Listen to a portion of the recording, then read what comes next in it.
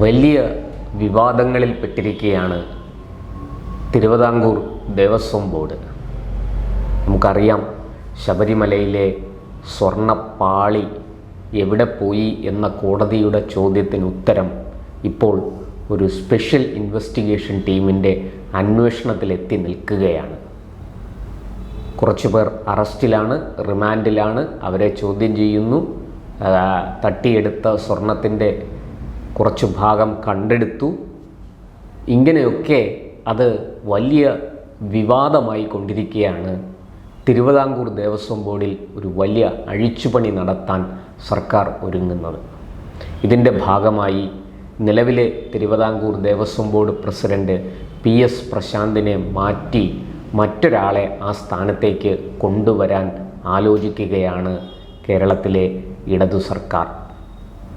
നമുക്കറിയാം, ഏതാനും ദിവസങ്ങൾക്ക് മുമ്പ് SNDP ജനറൽ സെക്രട്ടറി, SNDP യോഗം ജനറൽ സെക്രട്ടറി വെള്ളാപ്പള്ളി നടേശൻ ഈ ദേവസ്വം ബോർഡുകൾ പിരിച്ചുവിട്ട് പുതിയ നിയമം കൊണ്ടുവന്ന് ക്ഷേത്രഭരണം ഭക്തരെ ഏൽപ്പിക്കണം, ഭക്തർ തിരഞ്ഞെടുക്കുന്ന സമിതിക്കായിരിക്കണം ക്ഷേത്രഭരണം കൈമാറേണ്ടത് എന്നൊരാവശ്യം മുന്നോട്ട് വച്ചിരുന്നു.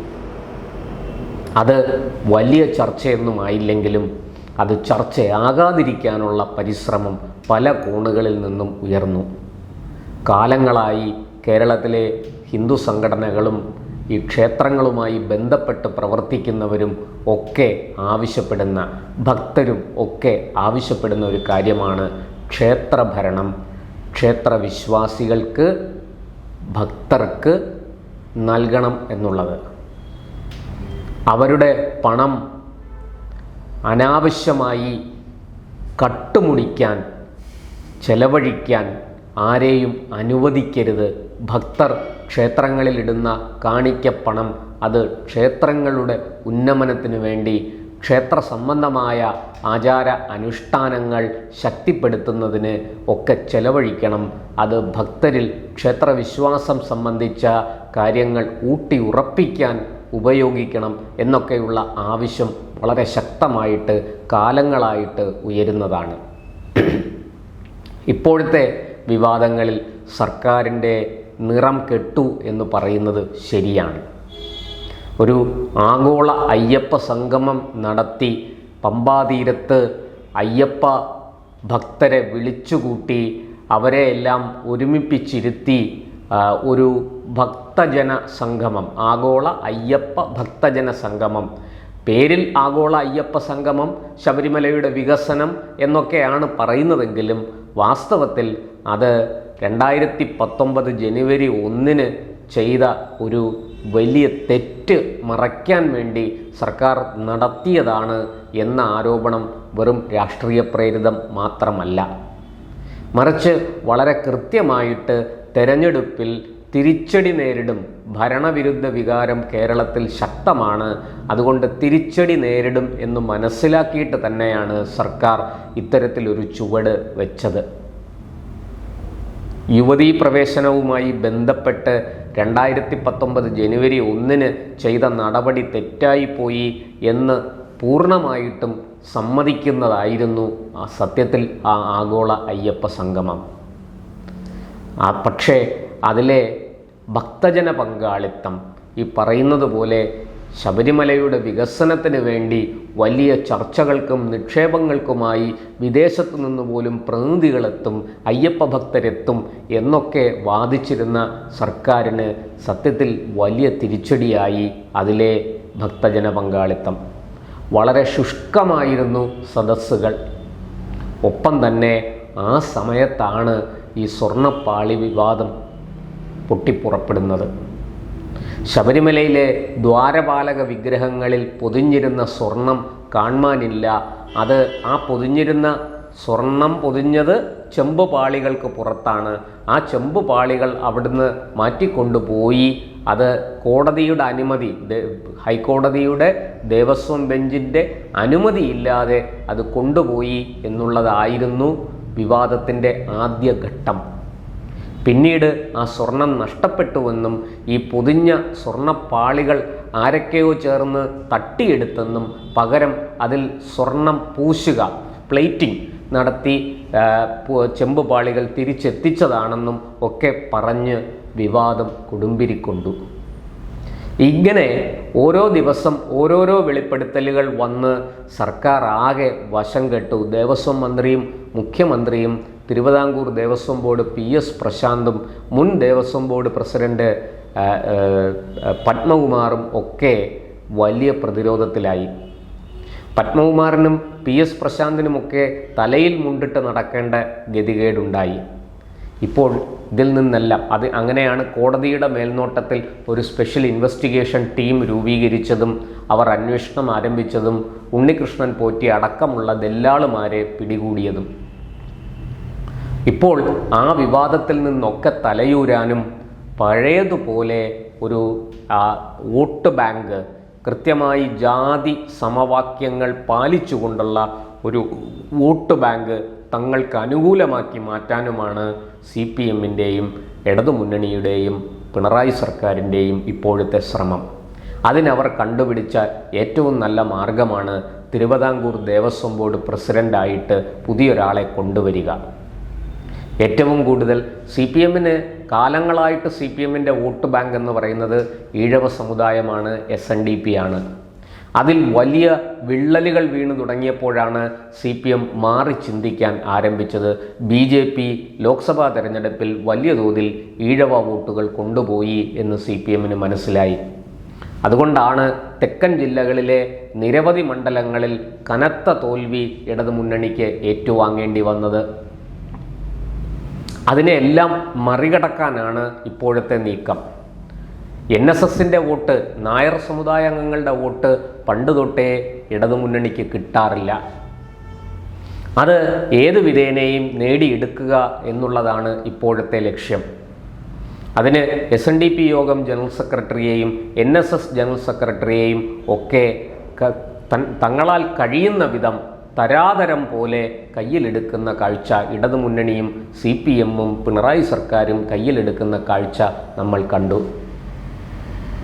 ഇപ്പോഴിതാ ഈ തിരുവിതാംകൂർ ദേവസ്വം ബോർഡ് പ്രസിഡന്റ് സ്ഥാനത്തേക്ക് NSS നിർദ്ദേശിക്കുന്ന ഒരാളെ കൊണ്ടുവരാനാണ് സർക്കാർ നീക്കം. NSSൻ്റെ നോമിനിയായിട്ട് വരുന്നത് ഇപ്പോഴത്തെ വൈസ് പ്രസിഡന്റ് സംഗീത് കുമാർ ആണ് എന്ന ഒരു വാർത്ത അല്ലെങ്കിൽ അത്തരത്തിലൊരു പ്രചാരം സോഷ്യൽ മീഡിയയിൽ നടക്കുന്നുണ്ട്. അത് സത്യമാണോ കള്ളമാണോ എന്ന് നമുക്കറിയില്ല. പക്ഷേ സോഷ്യൽ മീഡിയയിൽ അത്തരമൊരു പ്രചാരണം ആരംഭിച്ചിട്ടുണ്ട്. വലിയ രീതിയിൽ NSSൻ്റെ പ്രസിഡൻ്റായിട്ട്, ദേവസ്വം ബോർഡ് പ്രസിഡൻ്റായിട്ട് NSSൻ്റെ പ്രധാനപ്പെട്ട, പ്രത്യേകിച്ചും സുകുമാരൻ നായരുമായിട്ട്, NSS ജനറൽ സെക്രട്ടറി സുകുമാരൻ നായരുമായിട്ട് വളരെ അടുത്ത് നിൽക്കുന്ന ഒരാളെ കൊണ്ടുവരിക. അതുപോലെ ദേവസ്വം ബോർഡിൻ്റെ 2 അംഗങ്ങളായിട്ട് SNDPയിൽ നിന്ന് ഒരാളെയും പട്ടികജാതി വിഭാഗത്തിൽ നിന്ന് ഒരാളെയും കൊണ്ടുവരാനാണ് നീക്കം നടക്കുന്നത്. മുമ്പും അങ്ങനെ തന്നെയാണ്. 2 മുന്നണികളും മാറി മാറി ഭരിക്കുമ്പോൾ പ്രസിഡന്റ് സ്ഥാനത്തേക്ക് ഒന്നുകിൽ NSSൽ നിന്നൊരാൾ വരും, അല്ലെങ്കിൽ SNDPയിൽ നിന്നൊരാൾ വരും. മെമ്പർമാരായിട്ട് ഈ പറഞ്ഞ 2 സമുദായങ്ങളിൽ ഏത് ഒരാൾ, ഇപ്പോൾ NSSൻ്റെ നോമിനി പ്രസിഡൻ്റായാൽ SNDPയുടെ ഒരാൾ ബോർഡ് മെമ്പറാകും, SC വിഭാഗത്തിൽ നിന്ന് ഒരാൾ ബോർഡ് മെമ്പറാകും. മറിച്ച് SNDPയിൽ നിന്നുള്ള ആളാണ് പ്രസിഡൻ്റ് ആകുന്നതെങ്കിൽ NSSൽ നിന്നുള്ള ആൾ ബോർഡ് മെമ്പറാകും. ഇത്തരത്തിലുള്ളൊരു ജാതിക്കളി ഇതിനകത്ത് എപ്പോഴും ഉണ്ടായിട്ടുണ്ട്.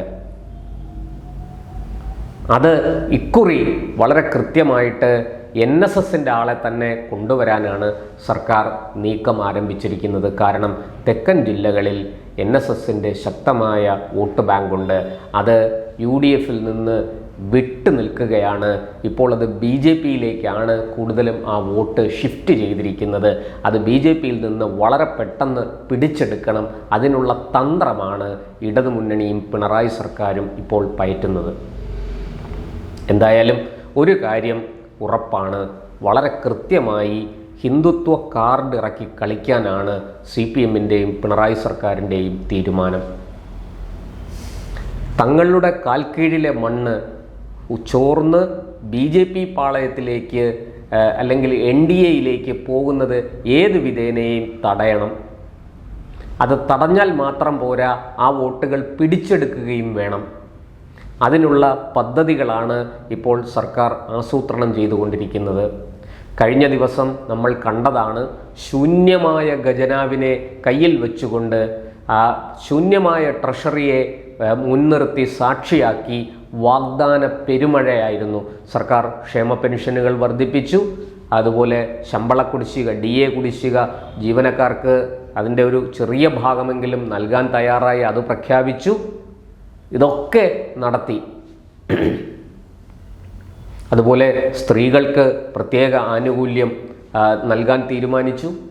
പക്ഷെ ഇതിനൊക്കെയുള്ള പണം എവിടെ നിന്ന് എന്ന ചോദ്യത്തിന് കൃത്യമായൊരു ഉത്തരം പറയാൻ ധനമന്ത്രിക്ക് KN ബാലഗോപാലിന് സാധിക്കുന്നില്ല എന്നുള്ളതും കൂടി നമ്മളിതോടൊപ്പം ചേർത്ത് വായിക്കേണ്ടതാണ്.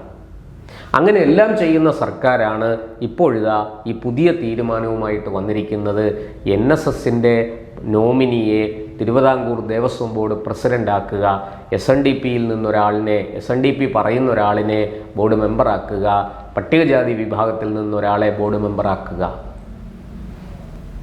ഇത്തരത്തിൽ ഒരു വലിയ മാറ്റം. ഇത് സത്യത്തിൽ മുമ്പും ഈ കാർഡ് ഇങ്ങനെ തന്നെ ഇറക്കി കളിച്ചിട്ടുണ്ട് ഇടതുമുന്നണിയും വലതുമുന്നണിയും. രണ്ടുപേരും വ്യത്യാസമൊന്നുമില്ല ഈ കാര്യത്തിൽ. പക്ഷേ ഇപ്പോൾ ഇടതുപക്ഷം ഇത് ചെയ്യുമ്പോൾ അത് തെരഞ്ഞെടുപ്പ് ലക്ഷ്യമിട്ടാണ് എന്ന ആരോപണവും ആക്ഷേപവും വളരെ ശക്തമായി ഉയരുന്നുണ്ട്. സോഷ്യൽ മീഡിയയിലാണ് ഇതിനെ സംബന്ധിച്ച് ചർച്ചകൾ ഏറിയ കൂറും നടക്കുന്നത്. നമ്മുടെ മുഖ്യധാരാ മാധ്യമങ്ങളുടെ ശ്രദ്ധയിൽ ഈ വിഷയം വന്നിട്ടില്ല. അവരാരും ഇതേക്കുറിച്ച് വ്യക്തമായി ഒരു ധാരണ അവർക്കുണ്ടായിട്ടില്ല, അവരാരും അറിഞ്ഞിട്ടില്ല. എന്തായാലും നമുക്ക് കാത്തിരുന്ന് കാണാം. വരാൻ പോകുന്നത് തിരുവിതാംകൂർ ദേവസ്വം ബോർഡിനെ നയിക്കാൻ പോകുന്നത് NSSൻ്റെ പ്രതിനിധിയാണോ SNDPയുടെ പ്രതിനിധിയാണോ എന്ന ചോദ്യത്തിന് മാത്രം ഉത്തരം കിട്ടിയാൽ മതി. എന്തായാലും ഒരു വലിയ അഴിച്ചുപണി എവിടെയൊക്കെയോ നടക്കാൻ പോകുന്നു എന്നുള്ളതിൻ്റെ സൂചനകൾ ലഭിച്ചിട്ടുണ്ട്. നമുക്ക് കാത്തിരിക്കാം എന്താണ് സംഭവിക്കാൻ പോകുന്നതെന്നറിയാം.